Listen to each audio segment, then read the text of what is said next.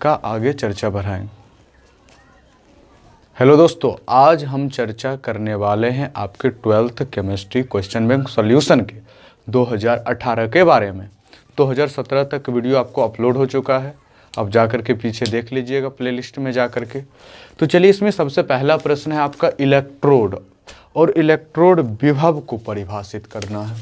पहला है इलेक्ट्रोड, तो इलेक्ट्रोड क्या है बात वो समझते हैं पहले।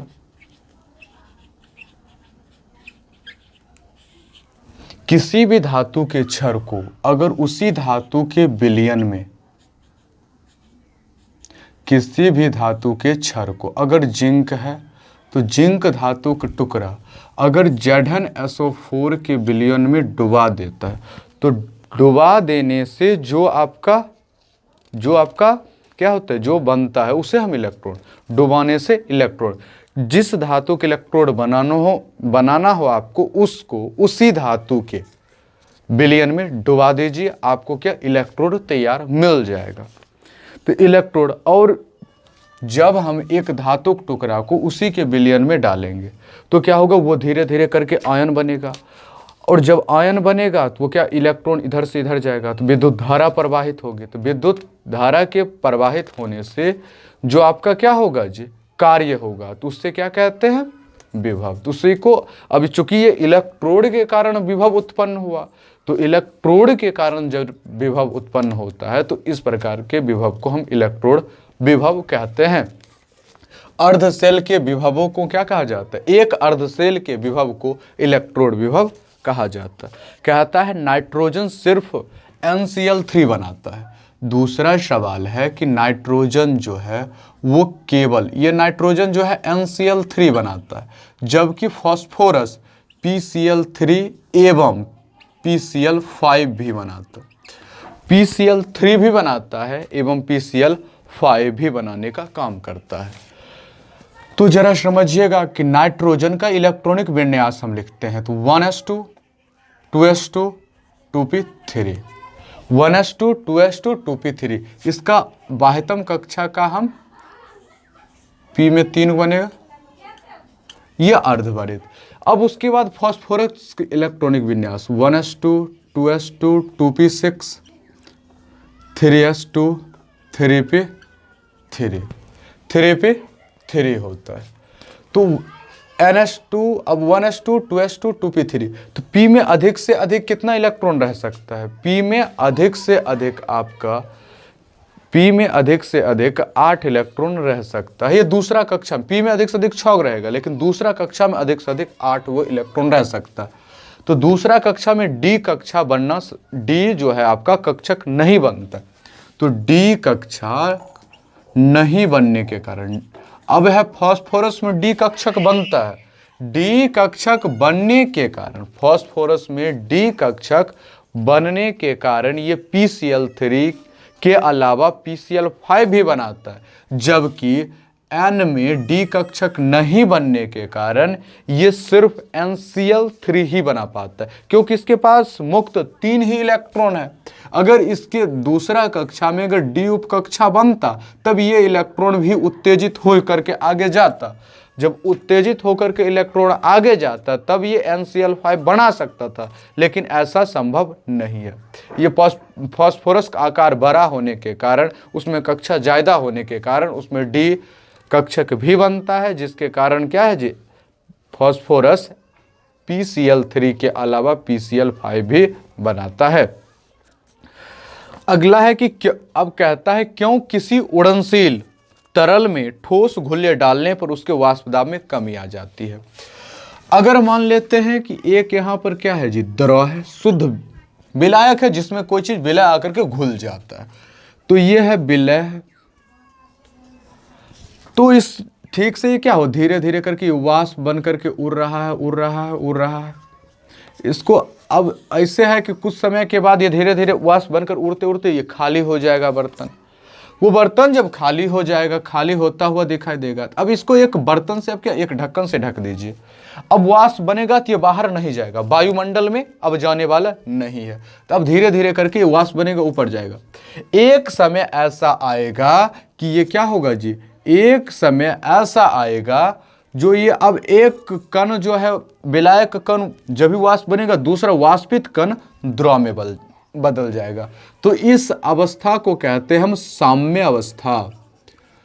तो वैसा अवस्था जिस पर क्या हो, अगर एक विलायक के कण अगर वाष्प में बदल रहा है तो दूसरा वाष्पित कण द्रव अवस्था में बदल जाएगा। तो इस स्थिति को हम साम्य अवस्था कहते हैं। तो ऐसी स्थिति को कहा जाता है साम्य अवस्था कहा जाता है। तो आपका ये स्थिति क्या कहलाए, साम्य अवस्था। तो साम्य अवस्था पर तो ये वाष्पित विलायक के द्वारा वाष्पित जो है कण जो दाब लगाया, जितना दाब लगाया उसको कहते हैं हम वाष्प दाब, उसको कहते हैं हम वाष्प दाब। तो इसका तो टोटल सतह खाली था और आराम से उस पर क्या लगा रहा था, दाब लगा रहा था, जिसको क्या बोला गया, वाष्प दाब कहा गया। जिसको क्या कहा गया, वाष्प दाब कहा गया। इसके बाद है कि अगर इसी यही विलायक था, इसी विलायक पर ऊपर जो है आपका ठोस के कण जो अवाष्पशील है, घुल्य के कण इस पर मिलाते हैं, जो उड़ नहीं सकता है, जो वाष्पित नहीं होगा। तो पहले तो टोटल खाली जगह था, आसानी से उड़ रहा था, जिसको मन हो रहा था ऊपर उड़ रहा था। लेकिन जब आयत कुछ स्थान घेरा, अब बहुत कम मात्रा में क्या होगा जी, कण निकलेगा। तो क्या हो जाएगा, वाष्प दाब अब है कि उतना जितना वाष्प दाब ये जल्दी जल्दी लगा पा रहा था उतना वाष्प दाब नहीं, तो वाष्प दाब में क्या हो जाएगा, गिरावट हो जाएगा। तो इसी को कहा जाता है वाष्प दाब का आपेक्षिक अवनमन। क्या कहा जाता है, वाष्प दाब का आपेक्षिक अवनमन। अपेक्षाकृत शुद्ध विलायक के अपेक्षाकृत ये हुआ आपका शुद्ध विलायक, शुद्ध विलायक के अपेक्षाकृत विलयन, शुद्ध विलायक के अपेक्षाकृत विलयन का वाष्प दाब में गिरावट हुआ, तो जिसको क्या बोले, वाष्प दाब का आपेक्षिक अवनमन बोले हम। क्या बोले, वाष्प दाब का आपेक्षिक अवनमन। इसमें गिरावट जो आ गया उसी गिरावट को वाष्प दाब के आपेक्षिक अवनमन कहते हैं। चलिए यहां तक तो आपको पॉइंट क्लियर हो गया। इस पॉइंट तक हमको नहीं लगता है कि आपको दिक्कत है। अगर दिक्कत नहीं है तुरंत वीडियो को लाइक कीजिए, चैनल को सब्सक्राइब कीजिए। और चलिए हम अब नेक्स्ट बात करते हैं कि नाइट्रोजन की इलेक्ट्रॉन बंधुता जो है कार्बन से कम होती है, क्यों। नाइट्रोजन की जो इलेक्ट्रॉन बंधुता है, तो N का भी देखते हैं, N नाइट्रोजन और कार्बन, इसका 1s2 2s2 2p3 1s2 2s2 2p2 ये 6 है, 7 है। तो अब देखिए इसका बाह्यतम जो कक्षा है वो अर्धभरित। अब एक चीज आप पढ़े होइएगा, जब 11th में एक केमिस्ट्री का टॉपिक पढ़ाया जाता है एटॉमिक स्ट्रक्चर, वहां पर अर्धभरित और पूर्ण भरित कक्षक ये अस्थायित्व का गुण रखते हो। अगर पूरा कक्षक भरा हुआ है या आधा भरा हुआ है तो दोनों क्या रखता है, अस्थायित्व का गुण रखता है। और जो अस्थायी होता है वो जल्दी किसी को इलेक्ट्रॉन किसी से न लेने को मन में रहता है, विचार रहता है उसके पास, न इलेक्ट्रॉन किसी को देना चाहता, न लेना इलेक्ट्रॉन चाहता, न इलेक्ट्रॉन देना चाहता। अब इसी कारण यहां देखिए, इसका देखिए P में क्षमता है 6 गो, उसका आधा है, 3 गो इसमें है P3। S पूरा पूरा भरा हुआ, इसमें S पूरा भरा हुआ है लेकिन ये P आधा भी भरा हुआ नहीं है। ये देखिए ये जो है आपका क्या, अर्धभरित होने के कारण ये अधिक अस्थायी हो जाता है कार्बन के अपेक्षा। तो कार्बन की अपेक्षा अधिक अस्थायी होने के कारण ही नाइट्रोजन क्या है जी, नाइट्रोजन की इलेक्ट्रॉन बंधुता कम है। इलेक्ट्रॉन बंधुता कहने का मतलब इलेक्ट्रॉन निकालना है, इलेक्ट्रॉन निकालने की क्षमता, इलेक्ट्रॉन निकालेंगे और उससे इलेक्ट्रॉन निकालेंगे या इलेक्ट्रॉन आकर के जुड़ेगा। इलेक्ट्रॉन निकालते हैं उसको कहते हैं आयोनाइजेशन पोटेंशियल, और जब इलेक्ट्रॉन आकर के जुड़ता है तो उसे कहते हैं इलेक्ट्रॉन आकर के बंधा, उससे जो ऊर्जा निकलेगी उसे क्या कहेंगे, इलेक्ट्रॉन बंध होता। तो इसमें जुड़ने की कोई किसी की जरूरत नहीं पड़ पाता। तो ये भी पॉइंट आपको क्लियर हो गया होगा। अब एक रिएक्शन है C6H6, ये Cl2 से रिएक्शन करता है। अब है उत्प्रेरक FeCl3 है और इसको गर्म किया जाता है। तो कहता है कि कौन सा A पदार्थ एक बनता है और इसी को दोबारा A पदार्थ को CH3Cl से अभिक्रिया करवाया जाता है और इसके साथ साथ इसको उत्प्रेरक रखा जाता है AlCl3, तो कहता है बी पदार्थ बनता है, बी पदार्थ बनता है। कहता है ए और बी का नाम बताइए, साथ साथ संरचना लिखिए। तो ए का नाम आपका हो जाएगा क्लोरोबेंजीन। ए का नाम जब भी इससे क्या करता है, ये अभिक्रिया करेगा तो ये C6 और H6 अभिक्रिया करेगा Cl2 से, तो ये बनाएगा C6H5Cl, इसके साथ साथ HCl मुक्त होगा, ये हो, इसको कहते हैं क्लोरोबेंजीन। तो ए में आपका निकल करके आ गया क्लोरोबेंजीन, ए निकल करके क्या आया, क्लोरोबेंजीन। तो क्लोरोबेंजीन की संरचना इस प्रकार को होता है, वो तो आप जानते ही हैं। यहाँ Cl ऊपर भी दीजिएगा, नीचे कहीं दे दीजिए, कोई फर्क पड़ने वाला नहीं है। ये संरचना है क्लोरोबेंजीन। अब क्लोरोबेंजीन की अभिक्रिया जब क्या करते हैं जी, तो आपको क्लोरोमीथेन से करवाते हैं। क्लोरोबेंजीन की अभिक्रिया जब क्लोरोमीथेन से करवाया जाता है तो क्या बनता है जी, तो देखिएगा कि इसका बी ये बनता है, ये क्लोरीन तो रहेगा, इसके साथ साथ इसका चौथा नंबर पर आकर के सिर्फ मिथाइल समूह जुड़ जाएगा। तो इस प्रकार से आपको देखने को मिलेगा इसका संरचना Cl और इस पर आकर के जुड़ेगा CH3।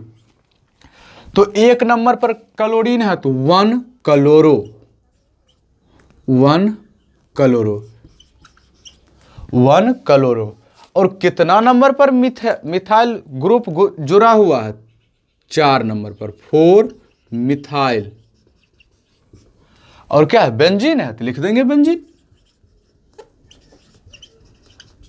लिख देंगे benzene. 1 chloro 4 methyl benzene, 1 chloro 4 methyl benzene. चलिए यहां तक आपको टॉपिक एकदम पूरा पूरा मक्खन हो गया। तुरंत कमेंट में लिखिए टॉपिक सर हमको मक्खन हो गया।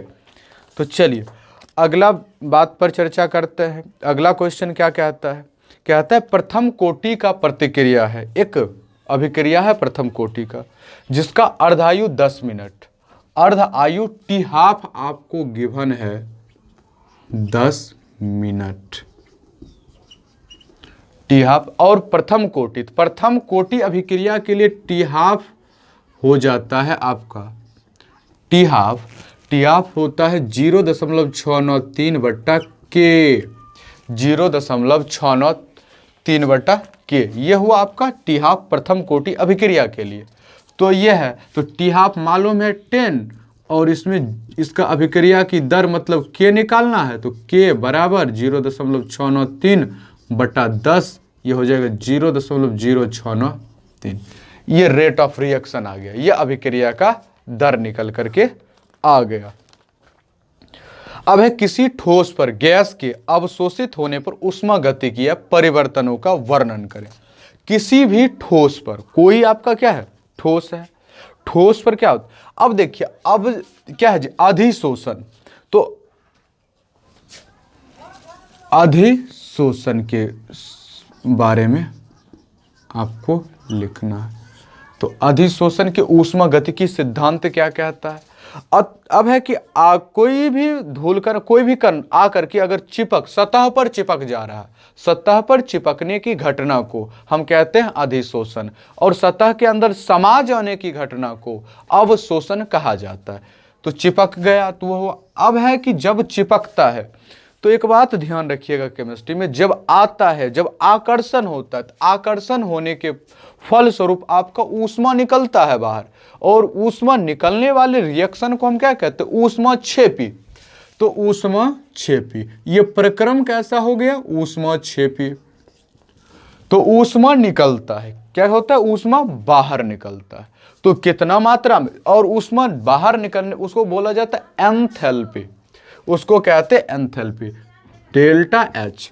तो क्या अगर बाहर निकलता है उसको नेगेटिव सिंबल के द्वारा इंडिकेशन होता है, अगर हम ऊष्मा लेकर के देंगे तो उसको प्लस के द्वारा इंडिकेट करेंगे, उसको दर्शाएंगे। लेकिन अगर ऊष्मा बाहर निकलता है किसी भी रिएक्शन से, अगर ऊष्माक्षेपी रिएक्शन है तो जितना मात्रा में ऊर्जा बाहर निकलेगी उसे हम माइनस चिन्ह के द्वारा दर्शाएंगे। तो माइनस, ये निगेटिव, डेल्टा एच क्या हो जाएगा आपका, निगेटिव हो जाएगा। ये निकल करके आएगा आपका अधिशोषण का ऊष्मागतिकी सिद्धांत, ये है आपका। अब कुछ प्रतिक्रिया दिया गया है, उसके लिए आपको क्या कहता है, विद्युत सेल बनाना है। तो प्रतिक्रियाएं दी गई है जिसके लिए आपको क्या करना है जी, विद्युत सेल बनाना है। तो आपका प्रतिक्रिया क्या है वो भी हम बताते हैं आपको, और उसके लिए सेल क्या बनेगा, विद्युत सेल। तो सेल निरूपित कैसे किया जाता प्रतिक्रिया को आज आप सीख जाइएगा पूरा। तो एक सबसे पहला रिएक्शन आपको दिया गया है, तो पहला रिएक्शन है Fe plus Cu2 plus. Fe जो है वो Cu2 प्लस है, और इससे मिल गए। अब या एरो, इससे बन रहा है Cu सॉलिड, ये एक्वस, ये सॉलिड स्टेट में है, यहां ये एक्वस फॉर्म में है, और ये भी सॉलिड है। अब यहां सॉलिड, और Fe बन रहा है 2 प्लस, साथ साथ क्या बन रहा है, Fe2 प्लस, ये एक्वस स्टेट में जा रहा, एक्वस स्टेट में जा रहा। तो अभिक्रिया जो ये बिलगिब है, इसको जब हम सेल निरूपित करते हैं तो इसे अब दो डंडा से अलग कर देते हैं। इसे कहते हैं हम लवण सेतु, इसे कहा जाता है लवण सेतु। अब इसके बायां तरफ वाला रिएक्शन लिखेंगे दाहिना तरफ। अब इस दोनों को अलग करने के लिए एक बीच में डाला जाता है छोटा सा, एक डंडा डालेंगे, उसे कहते हैं, मतलब ये इलेक्ट्रोडों का मतलब अलग अलग दिखाने के लिए ये चीज का प्रयोग करते हैं। ये Fe है, ये एक्वस में है, सॉरी ये सॉलिड है, तो Fe सॉलिड लिख देंगे। उसके बाद यहाँ क्या है, Cu2 प्लस, Cu2 प्लस क्या है जी, एक्वस में है, एक्वस को डाल करके दर्शा देंगे। इसके बाद यहाँ Cu सॉलिड है, Cu सॉलिड, और आपका ये जो है प्लस को एक रेखा द्वारा दर्शा दिया जाता है, और इसको लिख देते हैं Fe2 प्लस एक्वस। इस तरह ये फर्स्ट रिएक्शन का सेल निरूपण हो गया। दूसरा रिएक्शन का भी बता देते हैं क्या होगा। तो दूसरा रिएक्शन का आपका होगा Fe3 plus, Fe3 plus plus है 2Cl माइनस, 2Cl माइनस है, और ये बनाएगा आपको 2Fe2 प्लस, साथ साथ Cl2 बनाता है, साथ साथ क्या बना रहा है, Cl2। इसको सेल के रूप में कैसे निरूपित करेंगे, तो इसको सबसे पहले लवण सेतु से अलग करेंगे। तो अब है 2Cl minus, 2Cl minus minus है, तो ये भी दोनों एक्वस में ही होगा। तो इसके बाद है आप ये प्लस से नहीं, सॉरी, इसको एक रेखा के द्वारा अलग करेंगे, Fe3 प्लस, और इधर भी 2Fe2 प्लस, इसको Cl लिखिएगा, बढ़िया से नजर आना चाहिए ना जी। और ये है जो आपका Cl2 है, ये क्या हो गया आपका Cl2। इस प्रकार आपका इंडिकेशन होता है विद्युत। अब है विद्युत सेल का, विद्युतीय सेल का निरूपण इस प्रकार किया जाता है। अब है SI, मतलब सिलिकॉन जो है सिर्फ +4 ऑक्सीकरण अवस्था रखता है, यह दिखाने का काम करता है। जबकि इसी ग्रुप का है आपका, इसी ग्रुप का है आप, एक चीज है टीन, और इसके साथ साथ है, अब इसी ग्रुप के सिलिकॉन जो है, सिलिकॉन सिर्फ SI जो है सिर्फ +4 ऑक्सीकरण ऑक्सीडेशन नंबर बताता है। इसके अलावा जो आपका है टीन, वो +2 और +4 दोनों क्या करता है, ऑक्सीकरण संख्या दिखाता है। इसका कारण है अक्रिय युग्मन प्रभाव के कारण, अक्रिय युग्मन प्रभाव के कारण क्या करता है जी, ये जो टीन है, ये अक्रिय युग्मन प्रभाव के कारण टीन जो +2 और +4 दोनों संयोजकताएं या फिर ऑक्सीकरण अवस्थाएं प्रदर्शित करती हैं।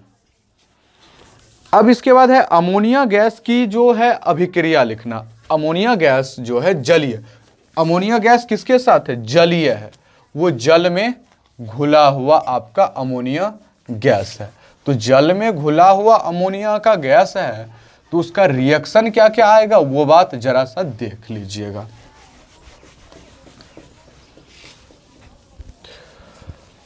तो देखिए एक अमोनिया है वो जलीय विलयन है, उसका NH3 एक्वस। ये सबसे पहले किसके साथ रिएक्शन क्या आता है, CuSO4 के साथ इसका रिएक्शन करवाना है। तो CuSO4 के साथ रिएक्शन करवाते हैं तो बनता क्या है जी आपका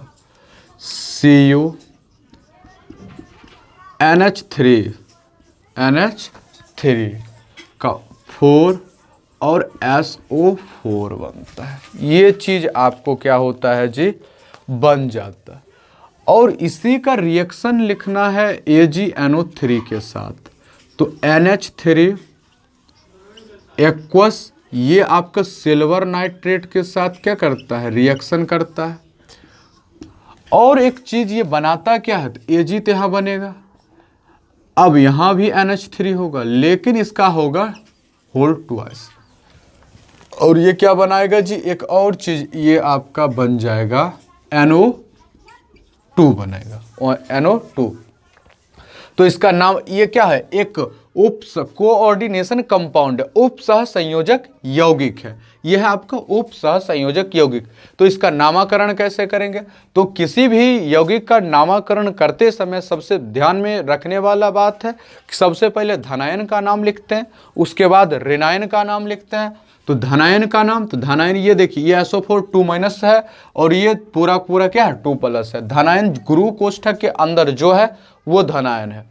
तो गुरु कोष्ठक के, अगर गुरु कोष्ठक धनायन हो तो गुरु कोष्ठक के अंदर भी सबसे पहले नामकरण लिगेंड का होता है।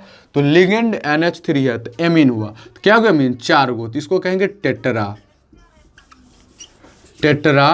एमीन। अब इसके बाद Cu है, टेट्रा एमीन Cu, तो टेट्रा एमीन कॉपर को ऑक्सीडेशन नंबर निकालिए, तो कॉपर का ऑक्सीडेशन नंबर जिसका X मानिए इसको, ये हो जाएगा आपका NH3। तो NH3 का क्या निकल के आता है, 0 होता है NH3 0, ये आ जाएगा आपका +2, तो इसका रोमन नंबर में लिख दीजिए। और यह है क्या, इसके लिए लिखते हैं सल्फेट, तो ये हो जाएगा सल्फेट, ये इसका नाम निकल करके आ गया। इसके लिए क्या नाम लिखेंगे इसका, तो AgNH3 2 है तो NO2 होगा, तो इसमें भी सबसे पहले हम क्या, तो ये होगा डायमीन, उसके साथ साथ सिल्वर का ऑक्सीडेशन नंबर निकालिए, इसका भी +2, अब इसका भी क्या निकल के आएगा +2 निकल के आएगा सिल्वर, तो +2 को यहां दर्शा दीजिए। इसके साथ साथ ये इसको कहते हैं नाइट्रो कहते हैं। तो ये बात आपका निकल करके आ गया। अब एक चीज अंतिम प्रश्न क्या कहता है कि HiHF से शक्तिशाली अम्ल है। Hi जो है ये बहुत बार हम चर्चा किया, आज भी चर्चा कर लेते हैं। HiHF से शक्तिशाली अम्ल है। तो अब है कि ये दोनों वो अम्ल की जो शक्तिशाली मतलब अम्ल की क्षमता कैसे पता लगाया जाता है, तो वो अम्ल ज्यादा आपका शक्तिशाली होगा जो ज्यादा हाइड्रोजन, जो जितना हाइड्रोजन आयन लेकर के देता है वो उतना शक्तिशाली होता है। जो जितना हाइड्रोजन आयन आपको लेकर के देगा वो उतना शक्तिशाली अम्ल होता है। तो सबसे ज्यादा है तो Hi और HF, इसका आकार भी आपका छोटा है और ये ज्यादा मात्रा में ये बहुत जकड़ करके पकड़, इसका इलेक्ट्रॉन बंधुता अधिक होने के कारण ये क्या करता है जी, सबसे अधिक होता है। तो ये H को अपने अंदर जकड़ करके रख लेता है, H को आसानी से नहीं छोड़ता, तो H+ आयन आसानी से मुक्त नहीं होता है। तो जिसके कारण ये क्या है जी, ये थोड़ा दुर्बल अम्ल है। लेकिन HI उसका उतना ना, I को उतना क्या है जी, इलेक्ट्रॉन बंधुता अधिक है ही नहीं, वो ये जो इलेक्ट्रॉन को पकड़ के रखता ही नहीं है। H+ आयन आसानी से मुक्त हो जाता है और H+ आयन आसानी से मुक्त हो जाने के कारण ही ये क्या करता है जी, ये ज्यादा मात्रा में H आयन प्रोड्यूस किया हाइड्रोजन आयन, जिसके कारण ये शक्तिशाली अम्ल है। तो चलिए आज का था जो आज क्या था जी, 12th केमिस्ट्री क्वेश्चन बैंक 2018 के बारे में सॉल्यूशन के बारे में आज हम चर्चा किए। अगर ये वीडियो आपको पसंद आया तो चैनल को सब्सक्राइब कीजिए, साथ साथ वीडियो को लाइक कीजिए और अगर पूरा बहुत